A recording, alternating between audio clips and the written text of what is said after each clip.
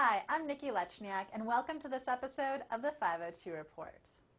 Well, the economic future of Louisville is looking a little brighter thanks to the Ford Motor Company and their large investment.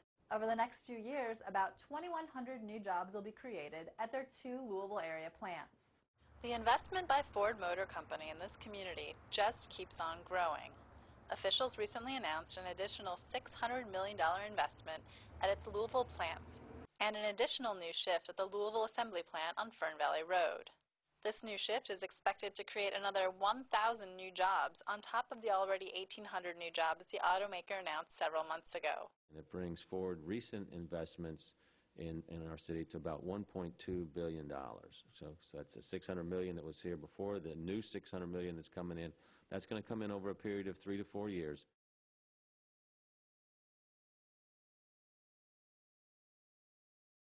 Not only will future employees of the company benefit, but this new investment will provide a shot in the arm to related industry suppliers across the city and the state.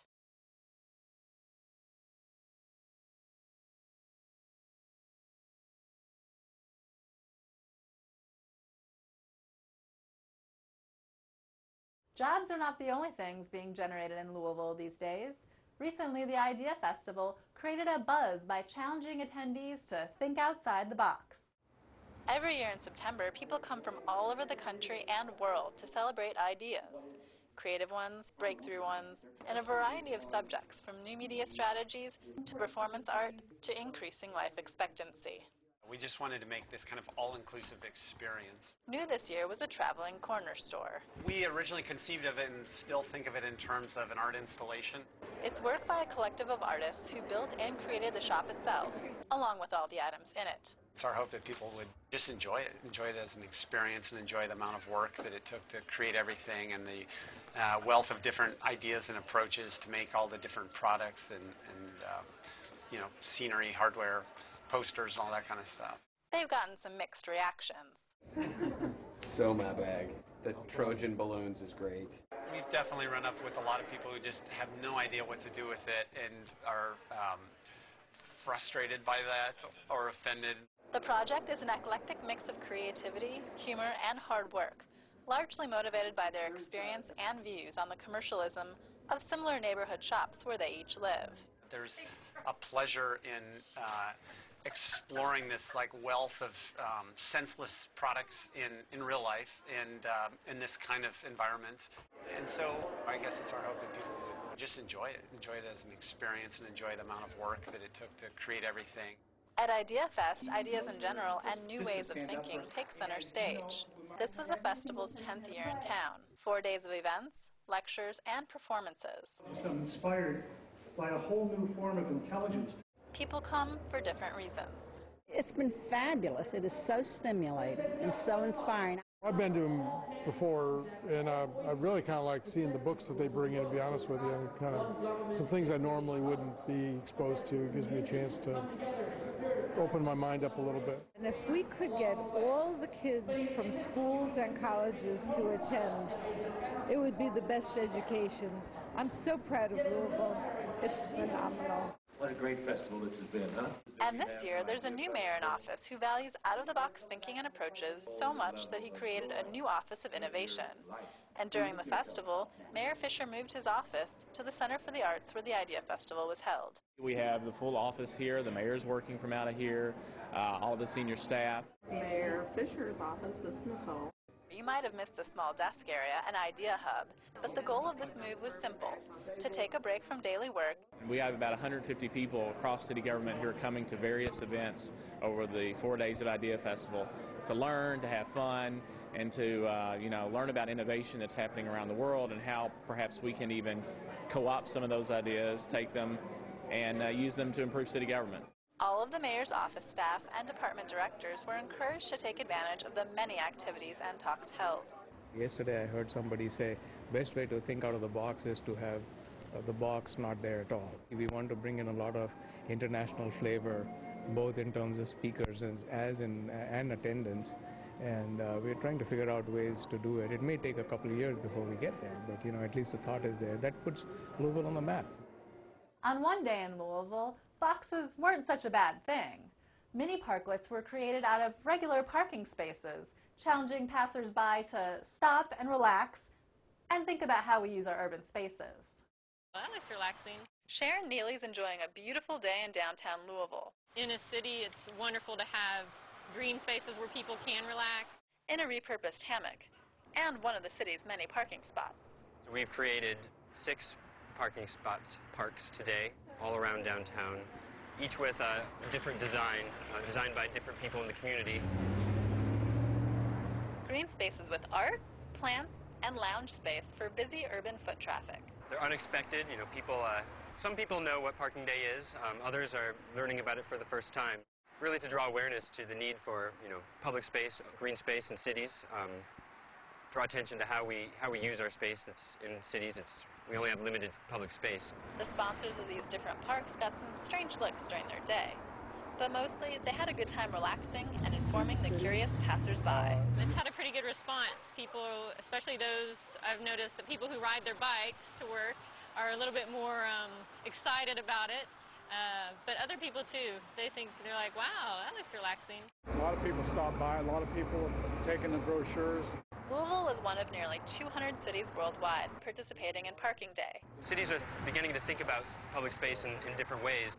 It's a good time for Louisville to start looking at these issues as well. An event that hasn't been celebrated in Louisville for 4 years. The first time it happened in Louisville was in 2007, when there was one park in front of City Hall. Next year, they hope to take over even more of the city's meters and convert the spaces into tiny urban sanctuaries. I'd like to see this grow in the community, maybe branch out from downtown, get into some of the neighborhoods. Hopefully they can just build on this year and maybe have more of these mini parks and more advertisement, more publication, so people are more aware of it and can actually take their lunch break or take time after work to come and hang out at the parks.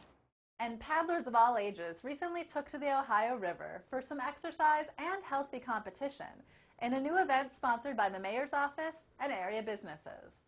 And with that, they were off. Dozens of local canoers and kayakers recently competed in the first KFC Mayors Cup races. What we're trying to do is bring recreation and a sense of intimacy with people back to the waterfront and reconnect them. Go Toppers! The 2-day family-friendly event was a paddler competition for all ages and abilities. It seemed crazy to me that a city like Louisville on the beautiful Ohio wasn't using it for an event like this, so it's been a personal passion to bring this race to life. It gives them a sense of connection, even in an urban environment, to the outdoors. It's low impact, so you don't have to worry about damage to your knees. And especially with the problem that we're having right now with obesity nationwide, but especially within Kentucky, it's a great low-impact exercise. Awards and a total of $5,000 in prize money were given away during the event, which organizers say is just the beginning. I see this really as the seed. What we're hoping is this is going to become a regional event that will grow into something to rival Cincinnati's Paddle Fest. Here's what else is going on in Louisville Metro. After weeks of inspections and analysis, a solution's been proposed to repair the Sherman Minton Bridge between New Albany, Indiana and Louisville. A sheath of steel will help reinforce the whole span of the bridge, including areas where cracks were found. We are opting for a very complete and confident solution to the problem we found. The bridge will stay closed for the approximately 6 months it'll take to finish construction. That will also speed the repairs because they'll be able to be out there and have access to the total bridge 24 hours a day, 7 days a week. It's estimated that the project will cost around $20 million, which will be split between Indiana and Kentucky, with $5 million of it contributed by the federal government. You folks have done an incredible job getting us here today. Now we've got the hard work ahead, so we're not done yet, but we're all committed. We're going to make it successful. We're going to open up this bridge as soon as we can, and we're going to do it safely. This steel reinforcement is expected to make the bridge usable for another 20 years.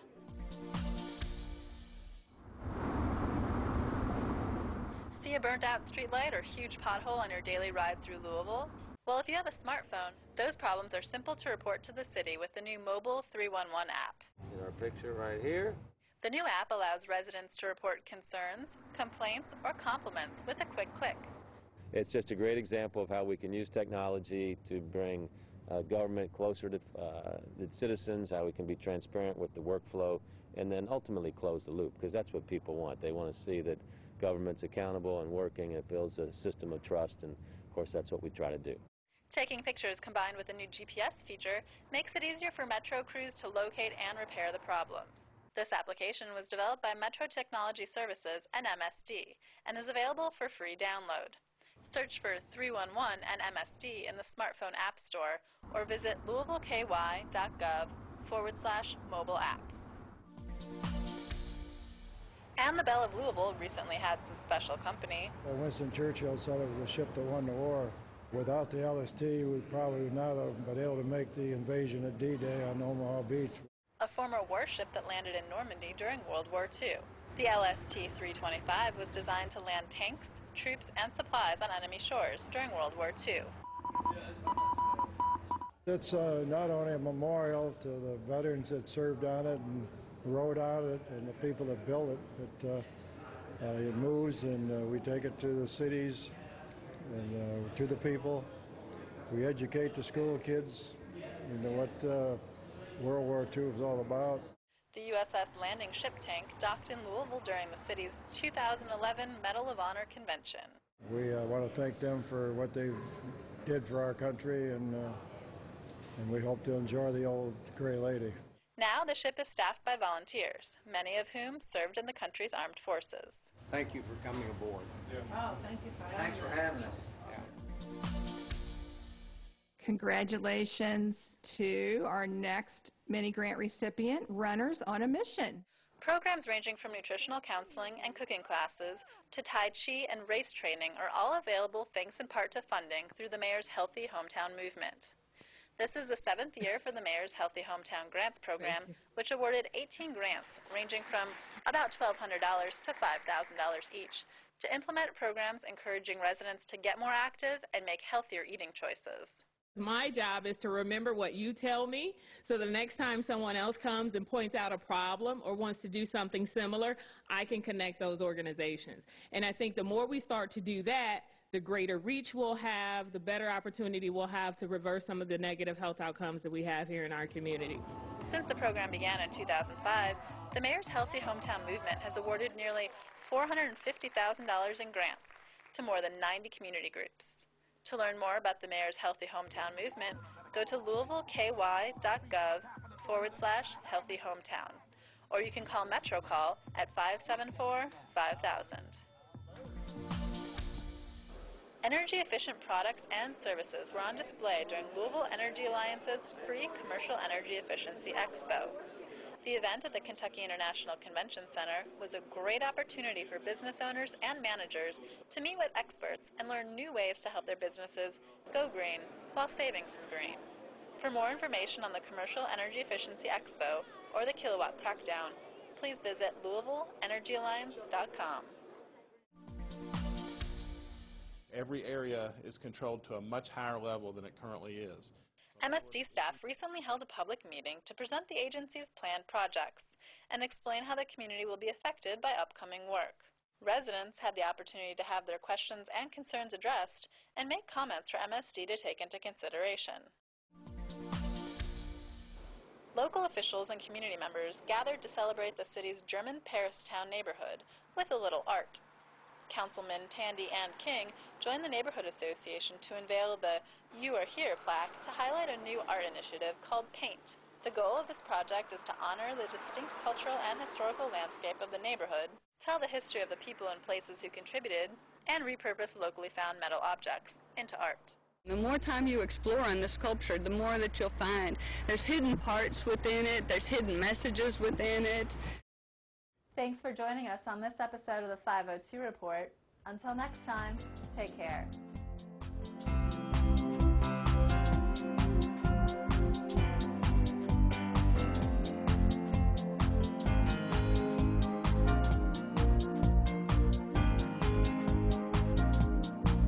Metro TV, a public service of Louisville Metro government.